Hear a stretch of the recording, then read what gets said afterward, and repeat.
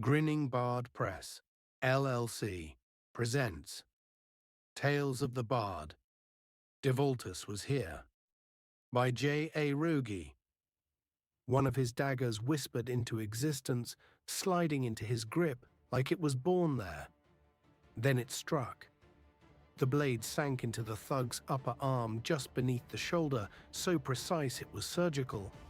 The man's scream cut the alley air like a siren, high and ragged, but short-lived.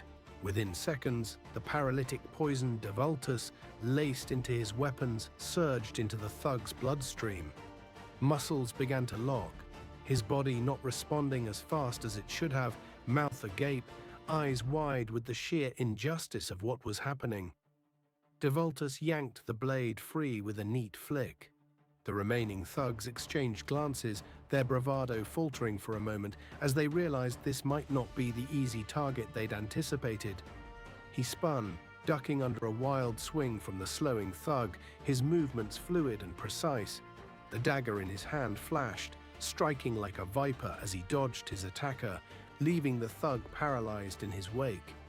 He spun the knife once around his fingers for show, then tucked it back into the shadows of his hoodie with the casual confidence of a magician sheathing a trick card. He leaned in slightly, grinning. "Bit too slow, huh?" The thug crumpled like a marionette with its strings cut, nunchakus clattering to the ground with a clank.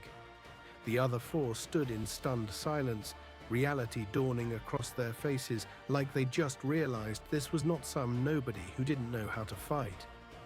The biggest of the group stepped forward, muscles bulging under a cracked leather jacket that screamed midlife crisis cosplay.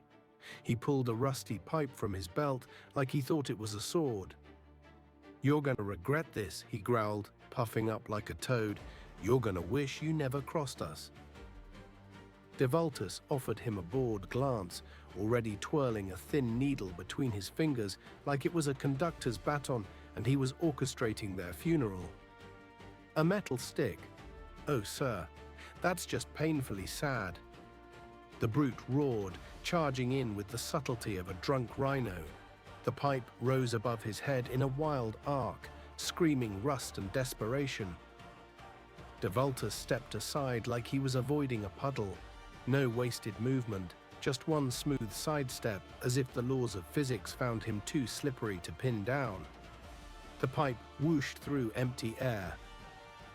By the time the thug realized he'd missed, Devaultus already had two slender needles in hand, thrown with the precision of a surgeon playing darts.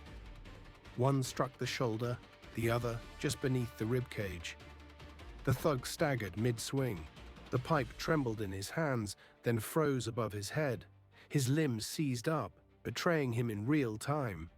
He collapsed backward, slamming into the ground with a thud.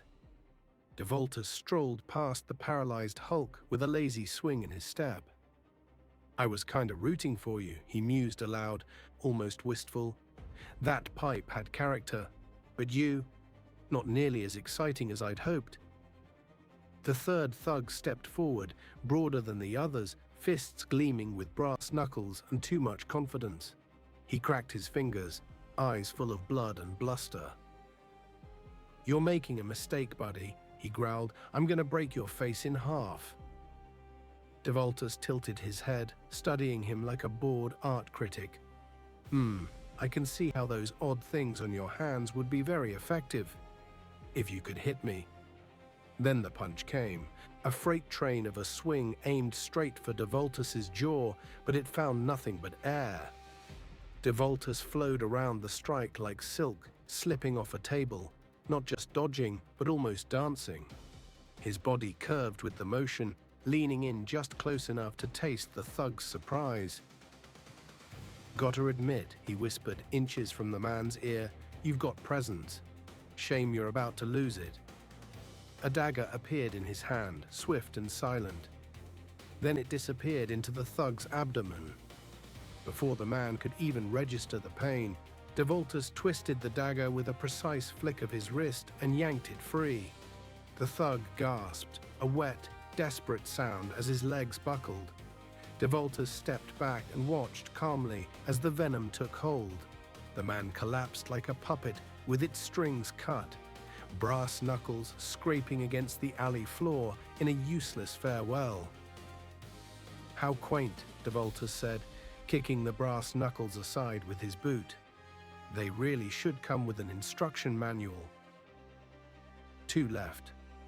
One clutched a crowbar like it was about to make all his dreams come true. The other, a gangly, shaking and completely unarmed little man, looked like he'd stumbled out of the joke section of a villain catalogue. Devaultus sighed. He slid both daggers from his hoodie, spinning them between his fingers like a bored magician. The crowbar thug, clearly rattled, let out a yell and swung wide, massive, reckless arcs meant to bludgeon, not hit. Devaultus barely moved. He let the first swing miss, then stepped aside from the second, weaving between them like a man dancing through raindrops. He slid inside the thug's guard and slipped a needle into his ribs with the elegance of a painter finishing a signature. The crowbar hit the ground first, then the man followed, every muscle locking in a grotesque, slow-motion spasm before he toppled sideways like a sack of potatoes. "You're really all just profoundly bad at this," Devaultus muttered, stepping over him. "This could have been over 10 minutes ago if you'd just stayed in the damn tavern." Only one thug remained. The tale continues. Next week on Tales of the Bard. If you'd like to read the whole book ahead of time, join the mailing list below or purchase the book on Amazon or wherever ebooks or physical books are sold.